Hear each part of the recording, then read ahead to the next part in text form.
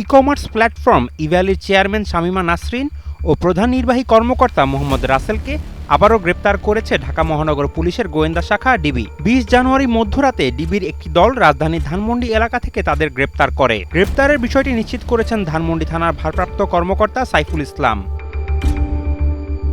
DB সূত্র জানায়, ধানমন্ডি, কাফরুল এবং সাভার থানায় দায়ের করা মামলায় শামীমা নাসরিন ও মোহাম্মদ রাসেলের বিরুদ্ধে এক্সট্রিম মশার কয়েল প্ল্যান্ট ফাইবার দিয়ে তৈরি, তাই সহজে ভাঙে না, সুগন্ধিযুক্ত ও নিরবিচ্ছিন্নভাবে জ্বলে। ডেঙ্গু, চিকুনগুনিয়া বাহি সহ যে কোনো মশার বিরুদ্ধে দেয় এক্সট্রিম সুরক্ষা। প্রায় ২ শতাধিক গ্রেপ্তারি পরোয়ানা জারি করা হয়েছে। এর মধ্যে শুধু ধানমন্ডি থানাতেই শতাধিক পরোয়ানা জারি আছে।